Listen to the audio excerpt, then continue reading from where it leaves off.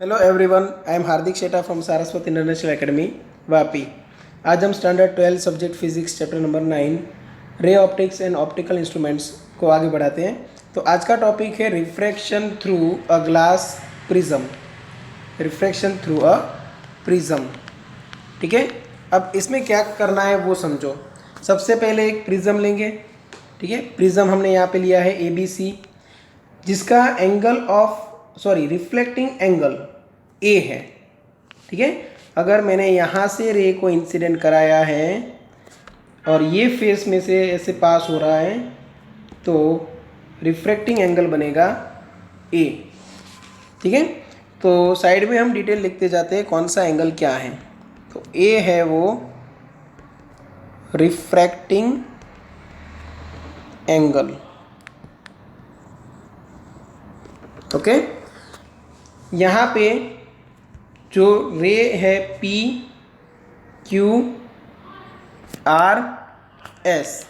ठीक है, जिसमें आप बोल सकते हो PQ क्या है, इंसिडेंट रे, QR रिफ्रैक्टेड रे एंड RS इमर्जेंट रे, ठीक है। चलो अभी मैं क्या करता हूँ, यहाँ पे जो Q पॉइंट है वहाँ पे एक नॉर्मल लाइन ड्रॉ करता हूँ। नॉर्मल कौन सी सरफेस के लिए, AB के लिए, ओके। तो जो इंसिडेंट एंगल बनेगा ये इंसिडेंट एंगल बनेगा I और एंगल ऑफ रिफ्रैक्शन बनेगा R1। चलो फिर यहाँ पे मैं दूसरा एक नॉर्मल ड्रॉ करता हूँ, कौन सी सरफेस के लिए, AC सरफेस के लिए। ये नॉर्मल बन गया। दोनों नॉर्मल जहाँ पे इंटरसेक्ट करते हैं उस पॉइंट को मैं नाम दे देता हूँ L सपोज, ठीक है। और यहाँ पे जो एंगल बना सेकेंड सरफेस के लिए इंसिडेंट एंगल, उसको मैं नाम दे देता हूँ R2, ठीक है। और जो ये इमर्जेंट एंगल बना वो E। तो यहाँ पे I क्या है, एंगल ऑफ इंसिडेंस, और E क्या है, एंगल ऑफ इमर्जेंस।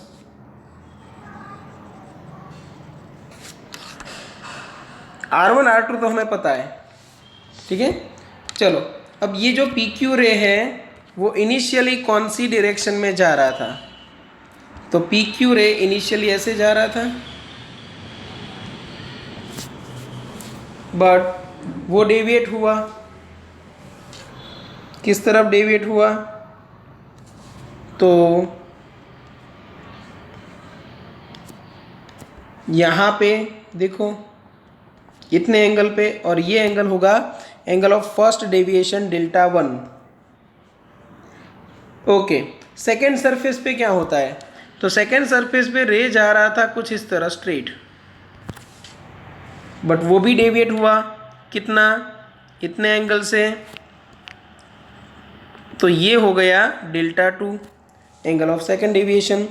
देखो एंगल ऑफ फर्स्ट डेविएशन क्या है, समझो कि इनिशियल रे ऐसे स्ट्रेट जाने वाला था, अगर बीच में प्रिज्म नहीं आता तो ये रे ऐसे स्ट्रेट जाता, बट जाने लगा ये डायरेक्शन में। तो जो initial direction and final direction के बीच में जो एंगल है वो बन गया deviation, angle of deviation. Second surface के लिए रे ऐसे स्ट्रेट जाने वाला था, अगर सेकंड सरफेस नहीं होती तो, बट सेकेंड सरफेस की वजह से रे जाने लगा ये डायरेक्शन में, तो इन दोनों के बीच में जो एंगल बना वो एंगल ऑफ सेकेंड डेविएशन हुआ। अब आपको एंगल ऑफ फाइनल डेविएशन चाहिए तो इनिशियल डायरेक्शन ये थी, समझो इनिशियल डायरेक्शन ये थी, फाइनल डायरेक्शन ये। अब इन दोनों के बीच में एंगल चाहिए तो इसको एक्सटेंड कर दो, और यहाँ पे जो एंगल बनेगा वो बनेगा टोटल डेविएशन डेल्टा, ये बनेगा टोटल डेविएशन डेल्टा, ओके। तो मैं सेम वही चीज़ यहाँ पे कर रहा हूँ कि ये रे को मैं ऐसे एक्सटेंड कर देता हूँ, ठीक है। तो ये जो मुझे मिला ये टोटल डेविएशन डेल्टा है, ठीक है। और यहाँ पे जो एंगल बनेगा वो Δ2, क्यों, क्योंकि देखो यहाँ पे ये क्रॉस बन रहा है, तो ये एंगल और ये एंगल सेम होने चाहिए। तो यहाँ पे अगर डेल्टा 2 है तो यहाँ पे भी डेल्टा 2 होना चाहिए। चलो ठीक है, डायग्राम अच्छे से याद रख लेना। और यहाँ पे डेल्टा क्या है वो भी याद रखना है। डेल्टा है angle of deviation, angle of deviation, ठीक है। और जो मैंने यहाँ पे 4 एंगल लिखे हैं ए ई आई डेल्टा, ये 4 के बीच में सबसे पहले हमें एक रिलेशन निकालना है जिसको हम बोलेंगे इक्वेशन ऑफ प्रिज्म, ठीक है। तो एग्जाम में अगर 2 मार्क्स में वहाँ तक आए तो आपको उतना आंसर लिखना है।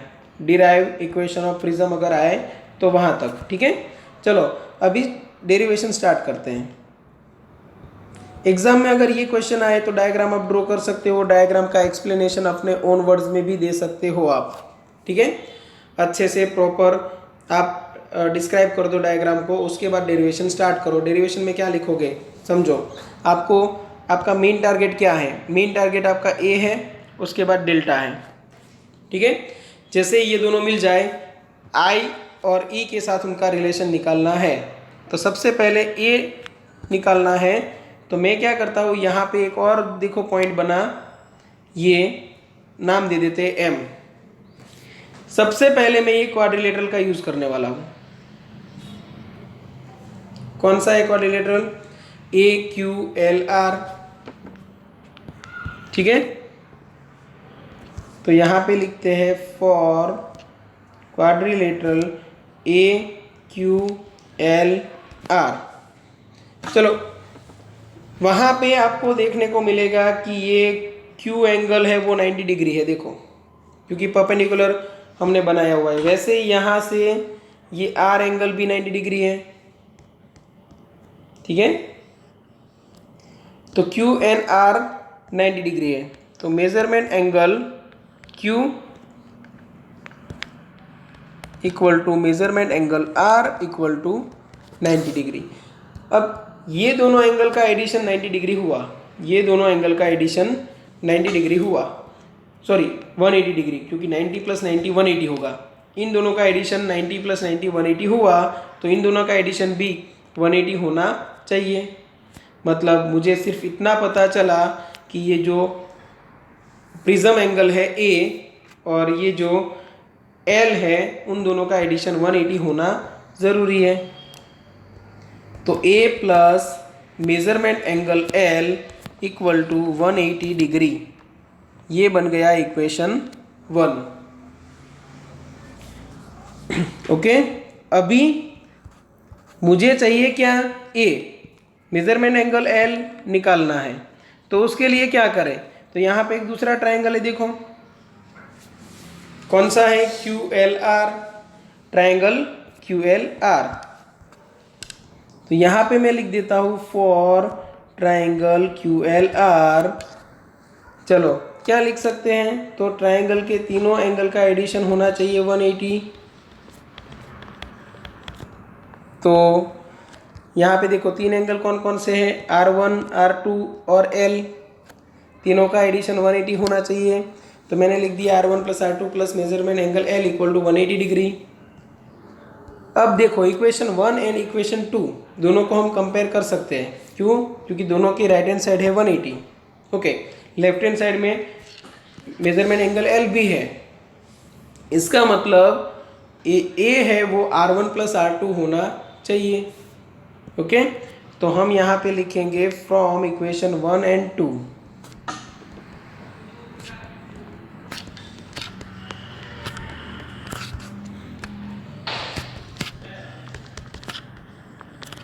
A equal to R1 plus R2। ये इक्वेशन नंबर हो गया 3। चलो एक काम फिनिश हुआ, हमें A निकालना था तो हमने निकाल लिया। अभी हमें चाहिए डेल्टा। चलो डेल्टा कहाँ पे है देखते हैं। तो डेल्टा देखो, ये ट्रायंगल के लिए एक्सटीरियर एंगल बनेगा ऐसे। कौन सा ट्रायंगल है? MQR। Triangle M Q R के लिए डेल्टा है वो एक्सटीरियर एंगल है।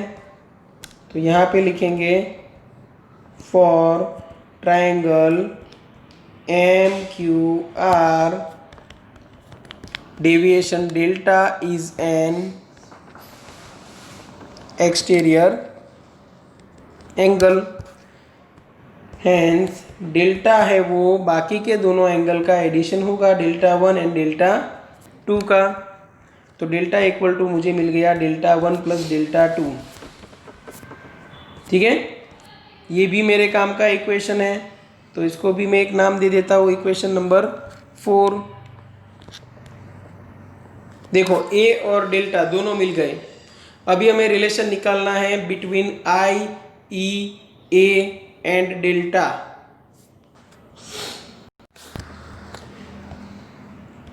ओके, तो फिर हम यहाँ पे लिखेंगे फ्रॉम फिगर। चलो, मुझे आई और ई के बीच में रिलेशन चाहिए, मैंने यहाँ पे कर दिया आई प्लस ई। ठीक है, मैंने यहाँ पे कर दिया आई प्लस ई। चलो, मैं आई की जगह पे क्या लिख सकता हूँ और ई की जगह पे क्या लिख सकता हूँ।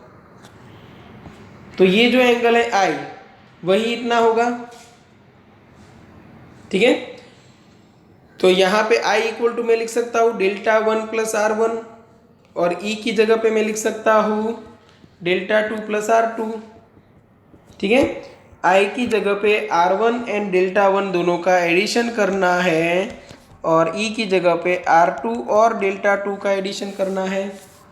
अब देखो, R1 और R2 का मैं एडिशन करूँ तो मुझे मिलेगा A, और डेल्टा 1 डेल्टा 2 का एडिशन करूँ तो मुझे मिलेगा डेल्टा। तो मुझे फाइनल इक्वेशन मिल गया I plus E equal to A plus delta, I plus E equal to A plus delta. ठीक है, चलो ये इक्वेशन नंबर 5। और यहाँ पे रीज़न लिख दो कि हमने ये कहाँ से लाया, तो फ्रॉम इक्वेशन 3 एंड इक्वेशन 4। क्योंकि देखो ए हमें कैसे मिला, R1 R2 का एडिशन करके, वो इक्वेशन 3 से डेल्टा 1 डेल्टा 2 का एडिशन किया तो डेल्टा मिला इक्वेशन 4 की हेल्प से। ठीक है, तो ये जो इक्वेशन प्रूव हुआ उसको बोलते हैं equation of prism. This equation is known as equation of prism।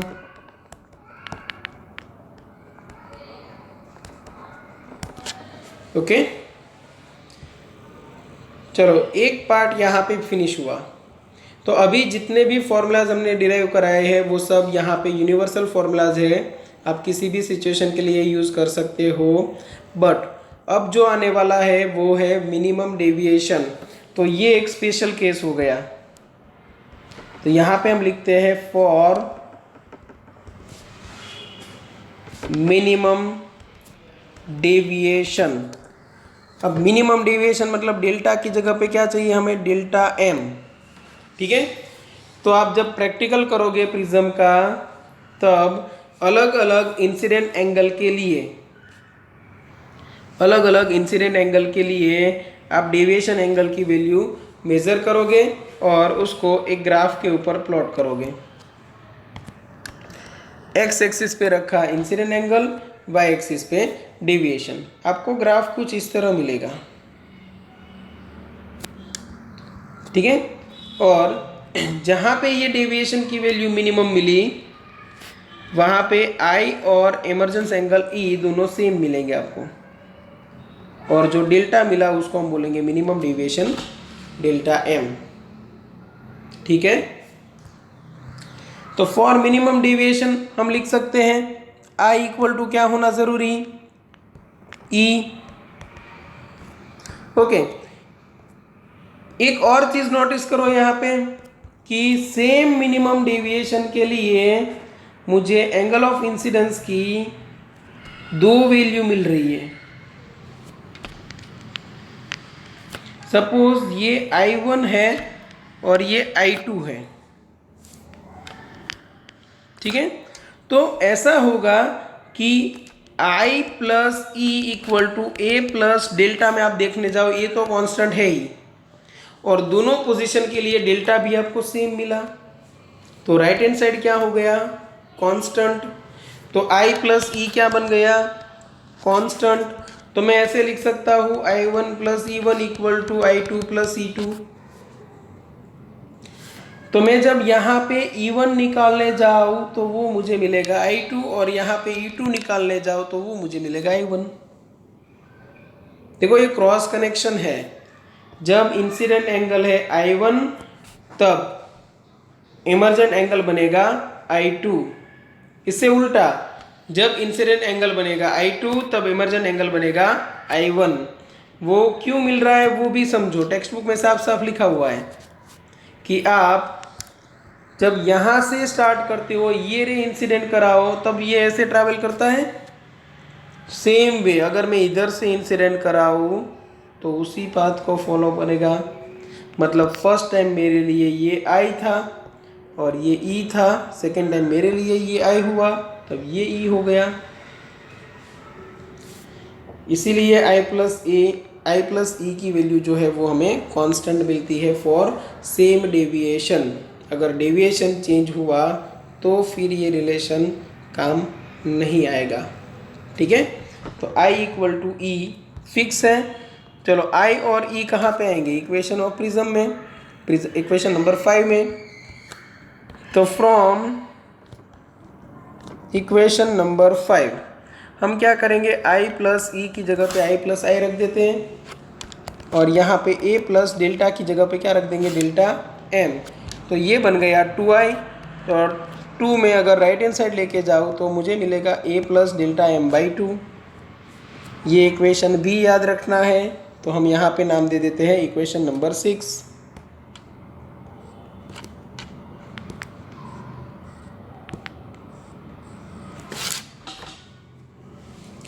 चलो ये I की वैल्यू मिल गई। अभी R1 और R2 के बीच में रिलेशन चाहिए, ठीक है। तो टेक्स्ट बुक में तो सीधा लिखा हुआ है कि R1 equal to R2, but हम यहाँ पे प्रूव करेंगे। तो स्टार्ट करते हैं।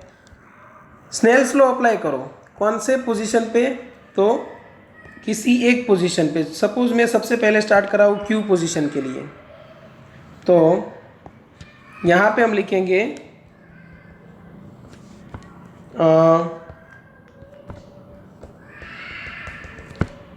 स्नेल्स लॉ एट पोजीशन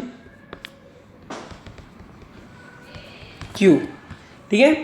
अब स्नेल्स लॉ अप्लाई करना है तो कौन सा लॉ था वो, n1 sin theta 1 equal to n2 sin theta 2, आपको याद होगा।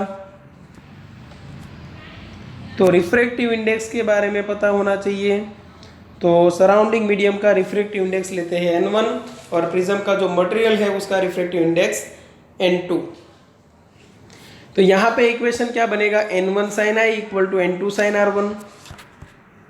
तो यहाँ पे अप्लाई कर देते हैं, n1 sin i equal to n2 sin r1, equation number 7।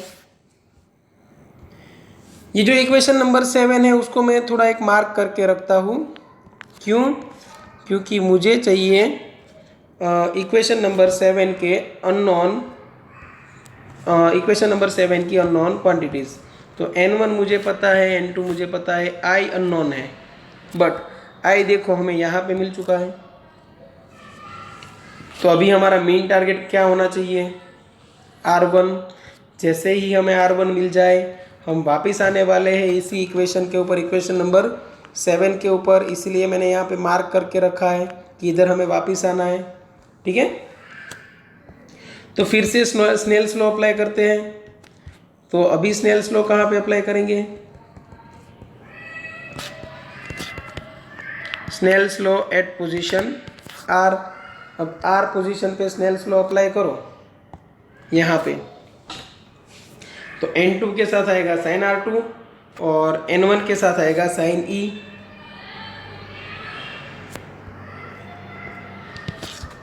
तो यहाँ पे बनेगा N2 sine R2 equal to N1 sine E। तो N2 sine R2 equal to N1 sine E की जगह पे साइन I रख सकता हूँ। Equation number 8। इक्वेशन 7 की लेफ्ट हैंड साइड, इक्वेशन 8 का राइट हैंड साइड, दोनों सेम है। देखो दिख रहा है। तो इसका मतलब यहाँ पे ये राइट हैंड साइड और ये लेफ्ट हैंड साइड सेम होना चाहिए। ठीक है। तो फ्रॉम इक्वेशन 7 एंड 8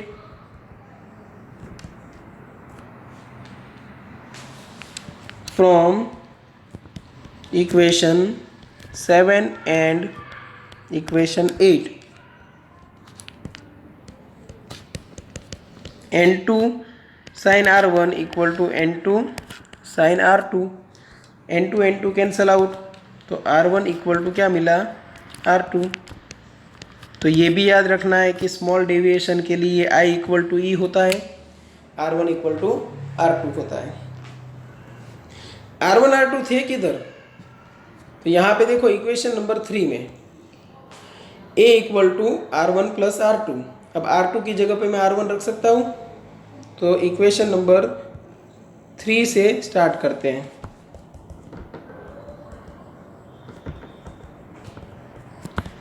तो A इक्वल टू था R1 प्लस R2, उसकी जगह पे मैंने रख दिया R1, तो मुझे R1 मिल गया A/2।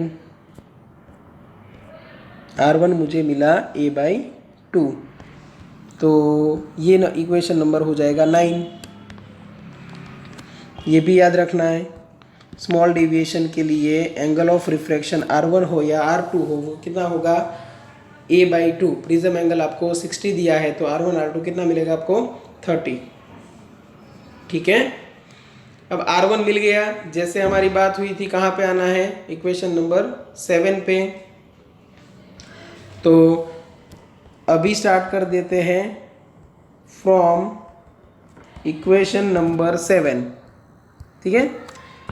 N1 साइन I की जगह पे, तो मतलब I और R की वैल्यू रख रहे हैं ना, तो ऐसे लिख दो, using values of I and R1 in equation number 7। तो N1, उसके बाद क्या है देखो, साइन I की जगह पे क्या रखना है, A प्लस डेल्टा M/2। तो यहाँ पे हम रखेंगे A plus delta M divide by 2 equal to N2, और यहाँ पे साइन A/2। अगर मुझे रिलेटिव रिफ्रैक्टिव इंडेक्स चाहिए of prism with respect to surrounding medium, तो मुझे निकालना पड़ेगा N2 डिवाइड बाई N1, और N2 डिवाइड बाई N1 मुझे मिलेगा sine A plus delta M/2 divide by sine A/2। तो N2 बाई N1 मिल गया।